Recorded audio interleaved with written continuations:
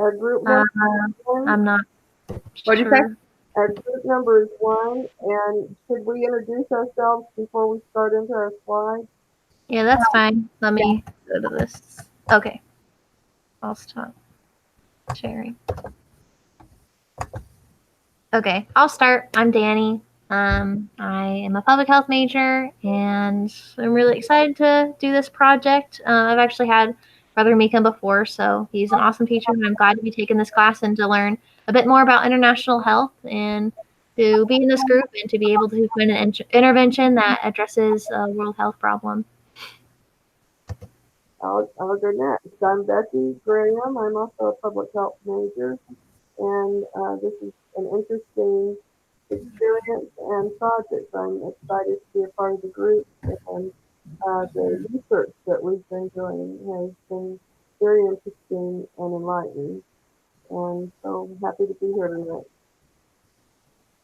I'll go. I'm Paige. I'm also a public health major. I graduate in December, and I'm very excited. I'm excited to take this class and learn more about world health issues. I think it's something I definitely wasn't very knowledgeable on before this class started, and so it's kind of exciting to learn about something completely different from the rest of our public health classes. And I'm excited for the opportunity I had to learn about malaria and its causes and how we can help combat it. And you can hear me, right? Mm-hmm. I'm Chad Packer. I'm also a public health major. And I've also learned to really like this class. In fact, it's opened my eyes to possible careers and stuff, and it's interested me. And I'm excited to explore what we can do with the project and to learn about others in the class and what they're doing. I also had Brother Meacham before on campus, and yeah, so I'm excited to be here. Sorry, my camera's not working. Thank you, go. Alrighty, I'm gonna start sharing the screen so we can see the slides. Can everyone see that okay? Yep. Yeah. Yep. No, I don't see it anymore. There we go. Oh. Every time someone talks, like pulls it off the screen. Oh, it does? Try just clicking on me. Yeah, that's what I did. Danny. Oh, okay. All right, so I will start. So our project was reaching a goal of elimination of malaria in Indonesia, and it was worked on by Daniel Beck, Paige Flam, Becky Graham, and Chad Packer.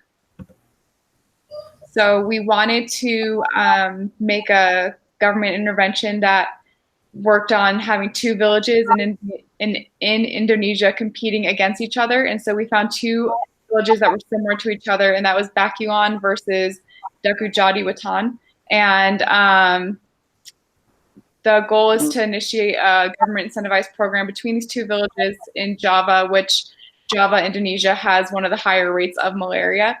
And while not that much information was known between these two villages, they did have some similarities. They both had small populations of around 1,000 people, and they were both located in the central middle region of Java. And they both had similar crops, so they both grew rice, and they were both similar in size with 30 square kilometers of land. And they had similar government structures that were led by village chiefs, and Paru Rodin is the village chief in Dakujadi, and Celestio R is the village chief in Bakulan. And so just some more information about these two villages. The following map that you can see here shows the distance between the two villages. And as you can see, they're about equal distance from the coast on the north and south ends, which makes them pretty geographically similar to one another. The two villages have warm temperatures, humid conditions, and high rainfall due to their tropical environment, which makes these conditions easy for malaria to thrive. Oh, hold on, it's not skipping. Next. I'll do it this way. Okay, sorry about that. You're good. Okay, this is me. So we want to create this kind of competition so that way, the villages could both get some kind of recognition and hopefully be able to pace their progress and have something else to measure against. But the ultimate goal of this project is to eradicate malaria from these two populations. And we just thought this would mostly be successful as we tried to implement that competition. But it's really important for us that we engage all levels of the government and that they are, implementing laws and different actions supported by evidence-based policies, and advocating for this to help eradicate malaria, because without the support of government and everyone involved, we really can't get anywhere. And so as Paige kind of went over, we want to find two villages that were similar to each other. That way they could be as equal as possible. And the goal is to just get both levels of malaria to an endemic level where it's really manageable and easier for us to be able to use public health surveillance to just keep it under control. And then we just want to incentivize with, funding for education, and then helping with village improvement and other issues around, and then just recognizing the district leaders and government, and giving them the recognition they deserve for helping to eradicate malaria in those two cities. Even though we want to make it a competition, we'll still recognize both of their efforts. And our intervention is going to have some funding sources, just that way it's easier for the government to participate in this. But some of the things that we will be administering are malaria screening for sick children, for clinical management protocols, laboratory confirmation, including rapid diagnostic tests, artemisinin combination therapy, which addresses widespread hold on, I can't remember how to say this. What's that? You got it, chloroquine. Okay, chloroquine resistance, and that was, that had some issues in the past because it wasn't tightly controlled, and then people started building the resistance. So this needs to be really tightly controlled as we distribute it through the population. And then we'll also distribute long-lasting insecticide-treated bed nets, and then we'll assist with active case reporting and surveillance and kind of teach them how to set it up themselves. So then when there are issues, we'll, come in and address what's going on and try to stop any problems before they start to form too rapidly. All right. Organizations that we're planning to partner with in this project, most of them are already pretty much in place, working with the government of Indonesia, because it is such a widespread program. It was interesting to find that just about every organization that we studied a few weeks ago is in the battle to fight malaria all over the world, and definitely in Indonesia. So to focus on our two villages, we're going to use the Ministry of Health in Indonesia with the support from UNICEF, WHO, and community organizations, and in the private sector. The Global Fund to Fight AIDS, Tuberculosis, and Malaria has already invested $238 million, and hopefully they'll be willing to put more in going forward, since they're getting closer to the end of malaria there in that area. The United States Agency for International Development is a huge one that is one of the largest bilateral agencies that is involved in this global effort.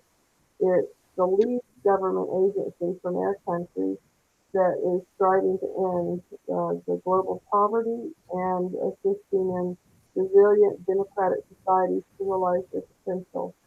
USAID provides funding for and supports global health initiatives in areas such as emerging pandemic threats, family planning, HIV/AIDS, health system strengthening, malaria, maternal and child health, neglected tropical diseases, nutrition, and tuberculosis.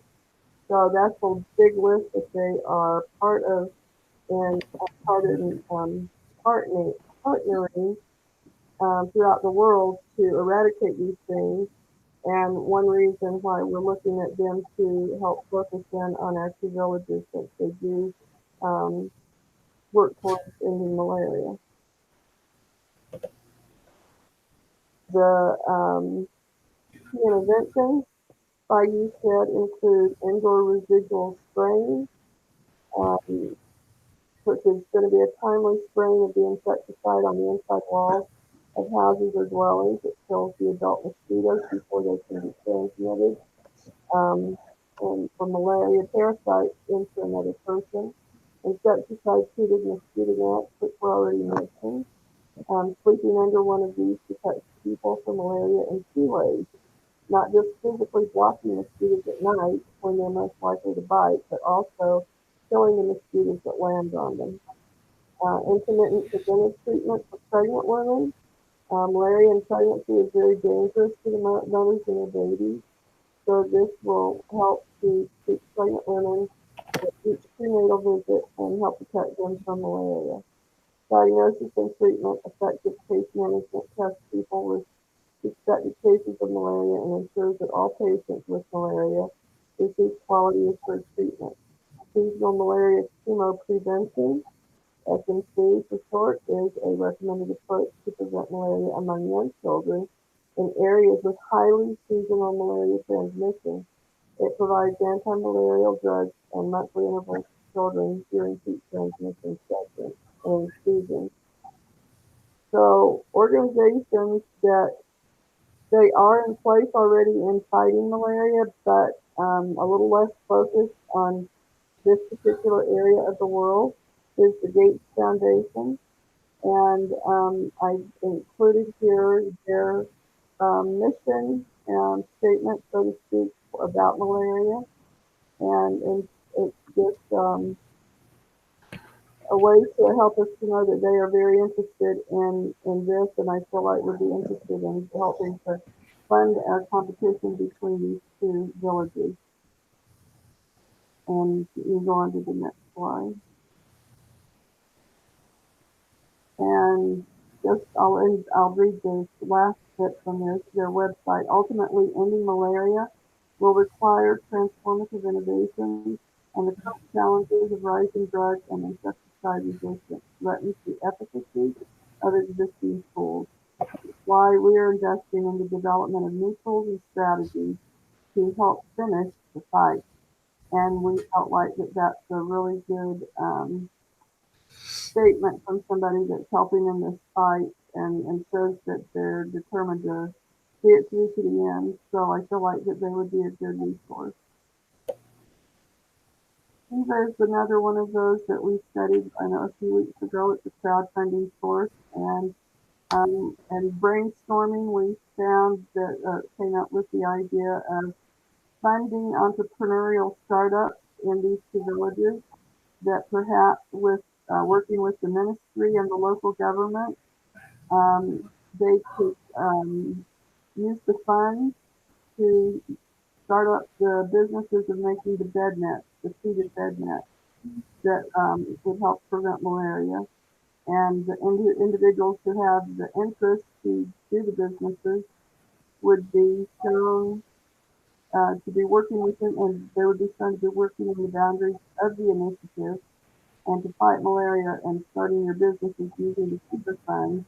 And then the government previously listed and the previously listed agencies would help to purchase these bed nets for the villagers. All right, now we are to government intervention. And with this, there's still some research to be done to understand fully the relationship that the central government of Indonesia has with its districts and regions and villages. But from what I gained so far, basically there's a central government and there's about 300 or so regions, and then there's districts within those regions, and then about 60,000 total villages in the whole nation. The main problem I think we would be facing is making sure, it's a fairly democratic country, but we would have to make sure that things are being approved by the right people, and that's where I need to do extra research. But I did come across this organization called the Climate Policy Initiative. has done some work in Indonesia already, and they had these 4 steps that they were kind of advising, future charity workers to do, and I guess whatever field. But one of them was they really emphasized using free innovation, and that's going back to what my team members have said. We want to have this be a thing where the village people are working at it, and this will allow them to discover their own, opinions, their own resources, and kind of have their own, I guess, say in the project, have their own, putting their own hands to use. I said on that second point, we just need to make sure we have the trust and support. I think now that I've, well, as mentioned earlier in the presentation, we will be partnering with the Ministry of Health of Indonesia and UNICEF and the WHO. And I think being a part of those, well-known, established organizations will help establish that trust, especially the Ministry of Health of Indonesia. And from there on, it'll take us having the permission from the region, the district, and ultimately the village chiefs to be able to do these interventions.